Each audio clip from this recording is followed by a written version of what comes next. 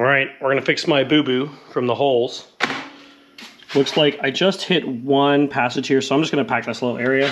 We couldn't find the radiator repair, so we're gonna go with JB High Heat. From a temperature perspective, it seems like it works fine. It says metal, so we're gonna do it.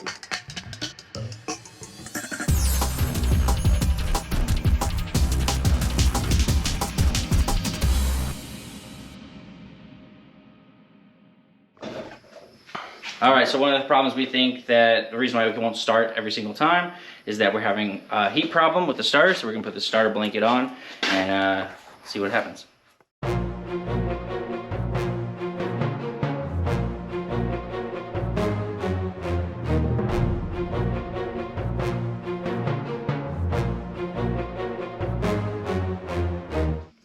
All right, what are we doing? All right, so one of the starting problems we said we think is related to like battery, cable voltage, whatever. So we got this big old fat cable that we bought last summer that we are gonna make an end with. So I'm gonna show you how I like to make these ends because I don't have like a hydraulic crimper. So what I've done is I've cut off a couple of short pieces of solder. We're gonna heat that joker up, melt the solder.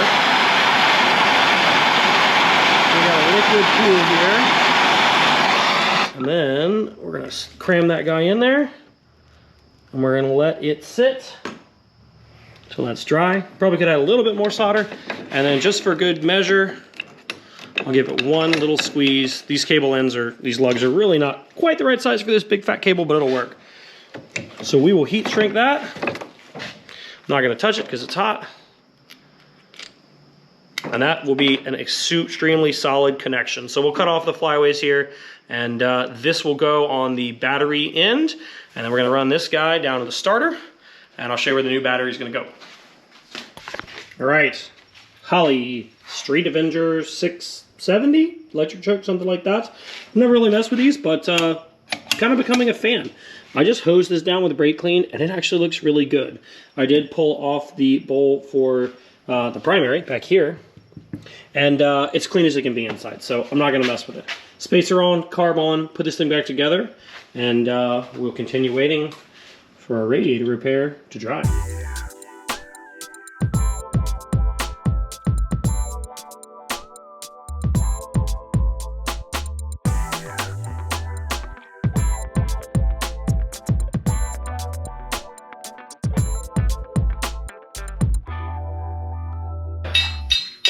Got some sweet chrome horsepower parts going in. You got a 14-inch chrome air cleaner Holley carburetor. Let's go! Offenhauser intake, ready to go. All right, we're gonna tackle the clutch. Slave cylinder, master cylinder, new push rod that actually looks adjustable and has a decent end on it. And we have a new line with roll pins, which is kind of a weird way to do it. So we're gonna tear the old stuff off. I'm gonna try to take the old system off intact so we can kind of compare this before we do. So let's pull that stuff apart.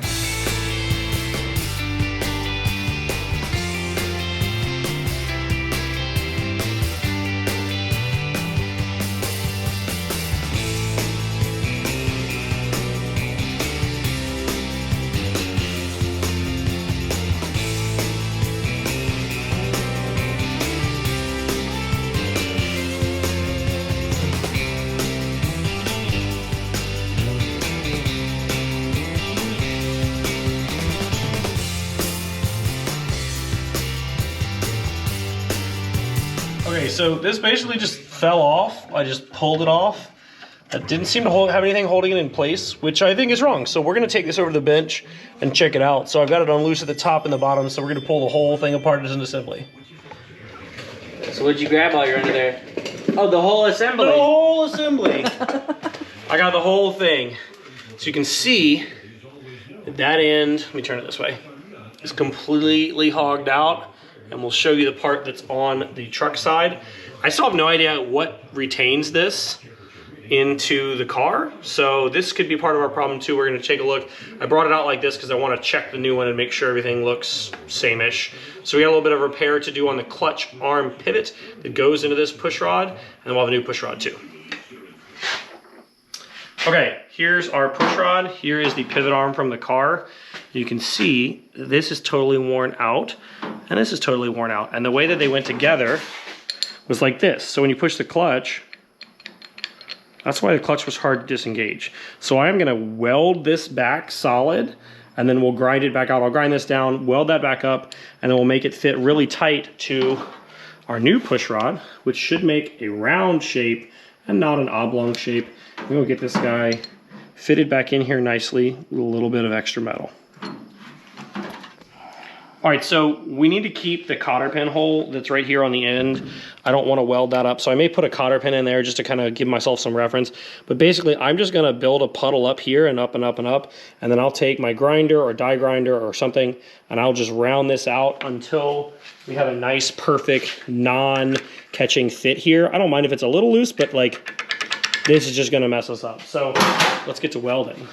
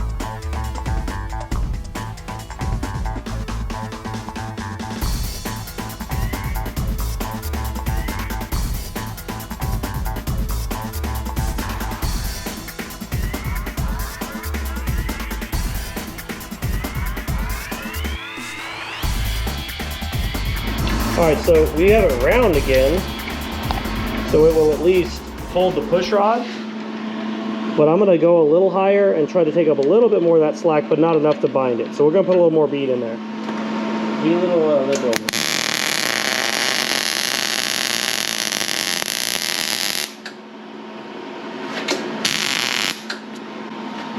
Yeah. Hold on, a little more in here. Let's go, big fatty. That's what we're talking about. Let's look at it. So right here, he just put it on fat. So that's how we like it. And then we're gonna go ahead and grind it down. Then I think it'll not have almost any wiggle room, but still move really well.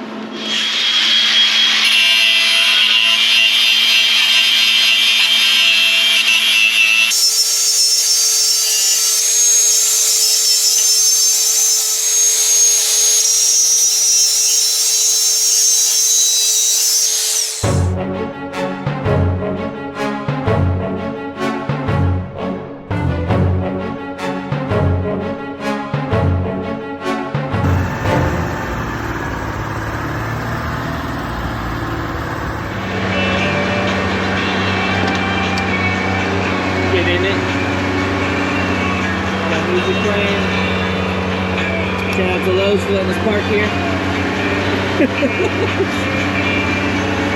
All right. Okay. Click it.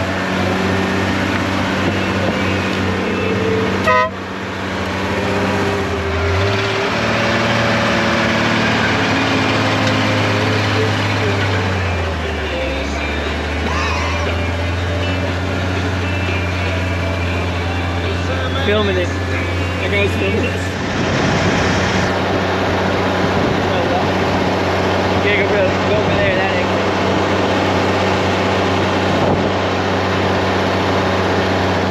We on the road, baby!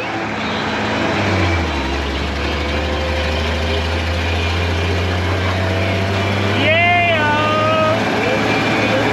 Can't see nothing! Come on, we dirt! Got our wristbands, got our sticker. What's up? Ready to rock. All right, so in a minute I'll tell you where we're gonna turn in, and you can tell them. How's it shifting? Oh, shifts like butter. I wish it had a 5-speed, but it shifts great. What is it like from second to third? Oh, second and third, there's a country mile between those two gears. You could walk a semi-truck down that thing. Man, I wish we had a couple extra gears in this thing. We want to go in and get our credentials and break some parts. Let's go! All around the belt. Yeah! Woo! And NautiTruck line. Oh, there's somebody behind us going to Lemons.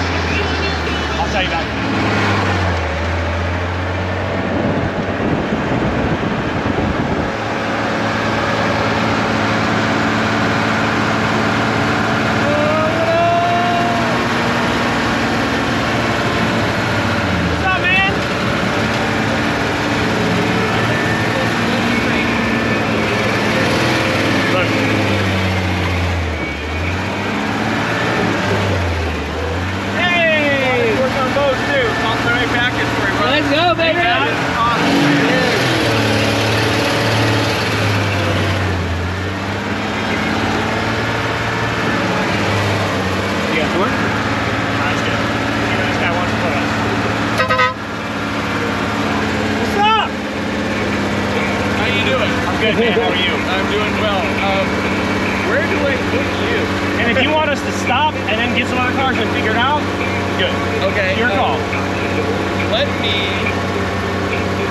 me put you back over here a little bit because people are coming in this way. Yeah. This will be one of the first things they see. Okay. We like that too. All right. All right, bud. Mine back up, I would say.